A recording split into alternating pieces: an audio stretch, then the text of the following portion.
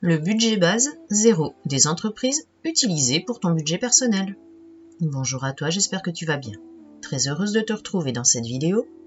J'ai une passion. J'adore parler de budget, d'économie, de finances, d'astuces pour dépenser moins, d'épargne et d'investissement. Si ma chaîne te plaît, n'hésite pas à t'abonner en cliquant sur le bouton rouge juste en dessous pour ne rater aucune de mes vidéos. Clique sur la cloche pour savoir quand je publie et surtout, n'hésite pas à commenter, à me dire quelle vidéo te plairait. Toute action menée dans une entreprise est le résultat d'une planification. Tu peux tout à fait transposer ce système à ton budget personnel. Cette planification porte sur tes investissements et tes objectifs financiers. Cela s'appelle la budgétisation. Le budget base 0 est une méthode de budgétisation qui repart de zéro au début de chaque période budgétaire. Toutes tes dépenses doivent être justifiées et plus uniquement les nouvelles. Qu'est-ce que le budget base 0 ? C'est l'élaboration d'un plan de dépenses détaillé qui permet de choisir la façon la plus rapide d'atteindre tes objectifs financiers. Un budget aide à déterminer où dépenser le moindre centime chaque mois. Tu es donc libre de l'augmenter ou de dépenser les sommes budgétisées. Le budget base 0 est une technique de comptabilité unique qui présente des avantages et des inconvénients.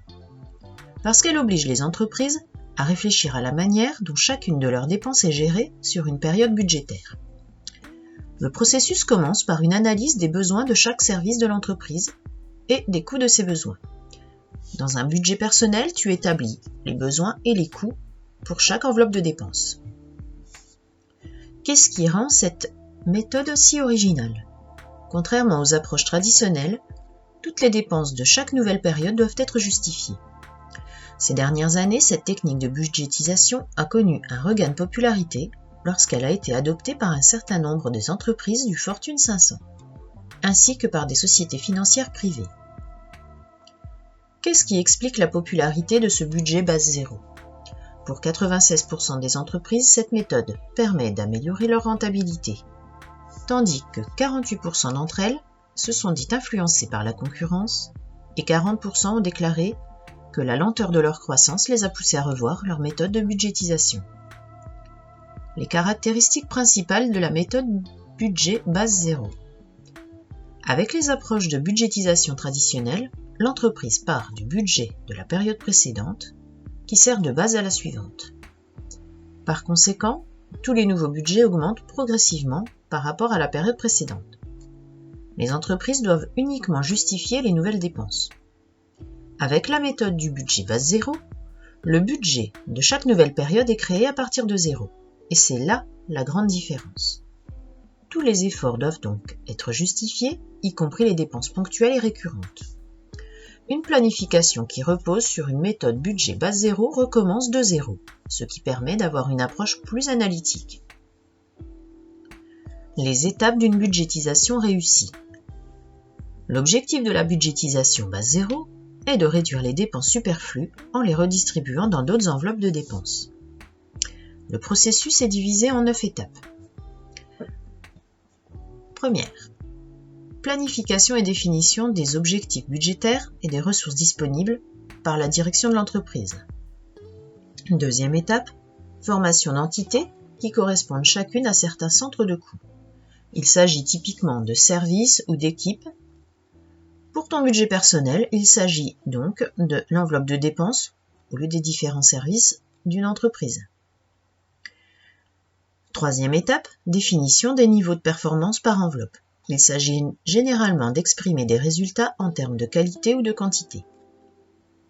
Quatrième étape, formulation d'alternatives pour chaque centre de coût, par exemple pour réaliser des économies. Cinquième étape, sélection de la stratégie la plus rentable, c'est-à-dire que certaines décisions sont privilégiées. Sixième étape, classement des alternatives par ordre d'intérêt. Septième étape, répartition des fonds disponibles. Huitième étape, validation par le service financier. Et neuvième étape, mise en œuvre par le service financier, c'est-à-dire toi, des mesures budgétaires définies. Les avantages de la méthode budget base 0. Faire des économies, une distribution équitable des ressources limitées, une meilleure flexibilité, un meilleur alignement sur les objectifs de vie, un examen minutieux des frais généraux, une meilleure transparence du processus budgétaire et une meilleure compréhension du système. Toutefois, c'est aussi une méthode extrêmement gourmande en ressources, ce qui constitue l'un de ses principaux inconvénients. De plus, elle risque de s'orienter vers une planification à court terme trop peu anticipative. Il revient donc à chacun de décider si la méthode du budget base zéro convient à ses besoins en matière de planification, de budgétisation et de prévision. Bien exécutée, la planification budget base zéro devient une méthodologie stratégique qui permet aux entreprises de prendre des décisions plus judicieuses. Tu peux bien sûr t'en inspirer pour prendre tes propres décisions